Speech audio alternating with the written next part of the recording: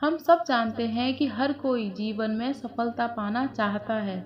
इसीलिए लोगों के पास हमेशा एक सपना या लक्ष्य होता है जिसे वे हासिल करना चाहते हैं। लेकिन जब हम सफलता पाने के लिए अपनी यात्रा शुरू करते हैं तो कई बार हम कई कारणों की वजह से अपने लक्ष्य से विचलित हो जाते हैं और हार मान लेते हैं।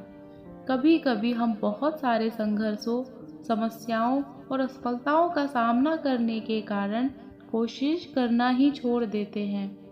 तो इसी तथ्य पर आधारित ये कहानी आपको प्रेरित करेगी।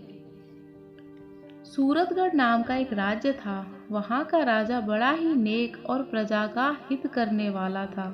उस राज्य में सभी बहुत खुशी से रहा करते, लेकिन उस राज्य की सबसे बड़ी समस्या थी कि राजा की कोई संतान नहीं थी। इसी कारण राजा दुखी रहा करता था। राजा के सभी प्रयासों के बाद भी उसे संतान का सुख नहीं मिला। बहुत साल बीत जाने के बाद राजा के मन में एक विचार आया, क्यों ना अपने राज्य से ही किसी योग्य बच्चे को गोद ले लिया जाए ताकि वह उस राज्य का उत्तराधिकारी बन सके। बस यही सोचते हुए राजा ने राज्य में घोषणा करा दी कि राज्य के सभी बच्चे राजमहल में एकत्रित हो जाएं। और ऐसा ही हुआ। राज्य के सभी बच्चे राजमहल में उपस्थित हो गए।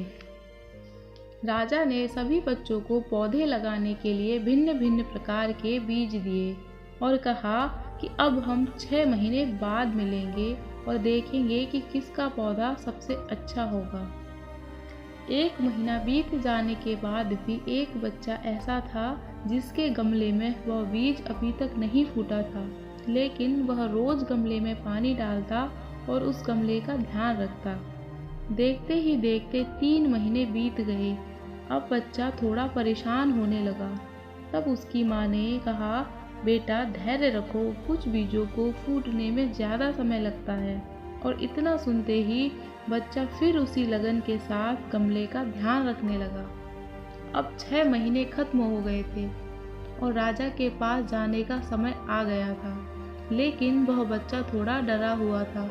उसके मन में यही चल रहा था कि सभी बच्चों के गमले में अब पौधे होंगे और मेरा गमला खाली है। और बच्चा इतना ईमानदार था कि उसी खाली गमले के साथ राजमहल पहुंच गया और सभी बच्चे भी अब राजमहल में आ चुके थे।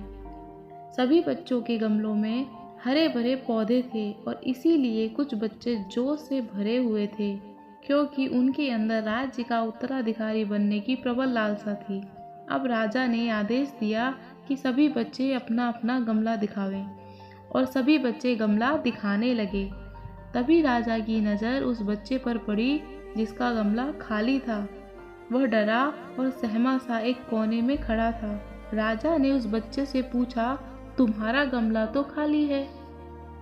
बच्चा बोला, हाँ राजा जी, मेरा गमला खाली है, परंतु पूरे 6 महीने तक मैंने इस गमले का ध्यान रखा और पानी दिया, पर फिर भी मेरा बीज नहीं फूटा।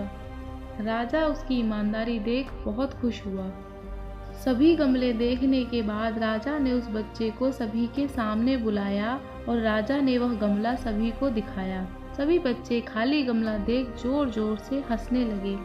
तभी राजा ने कहा, सभी शांत हो जाइए, इतने खुश मत होइए। सभी को जो बीज दिए गए थे वे सभी बीज बंजर थे, उनसे कभी कोई पौधा नहीं उगने वाला था। तो तुम सबके पास यह पौधे कहाँ से आए मैं नहीं जानता, और यही तुम सबकी परीक्षा भी थी। ये बच्चा इतना ईमानदार है कि पूरे 6 महीनों तक लगातार इसने हार नहीं मानी और निरंतर उसी बीज को सींचता रहा। पूरी ईमानदारी के साथ लगातार प्रयास करता रहा। राजा उसकी ईमानदारी से बहुत खुश थे और उस बच्चे को ही राज्य का उत्तराधिकारी बना दिया गया। लेकिन हमें इस कहानी से क्या सीखने को मिला? मेरे हिसाब से हमारे अंदर ईमानदारी का होना बहुत ज़रूरी है। अगर हम खुद के साथ ईमानदार हैं तो ज़िंदगी के सभी पड़ावों को आसानी से पार कर लेंगे। तो सबसे पहले खुद के साथ ईमानदार बनो। कुछ लोग दुनिया से तो झूठ बोलते ही हैं, वे खुद को भी धोखा देते हैं। इसमें सबसे ज़्यादा नुकसान भी हमारा ही होता है। हम खुद को पागल बनाकर या खुद से झूठ बोलकर कुछ हासिल नहीं कर सकते। तो सबसे पहले खुद पर ध्यान देकर देखिए कि क्या ऐसी कमियां हैं मुझ में, कि क्या ऐसी आदतें हैं जो जीवन में आगे बढ़ने से रोकती हैं।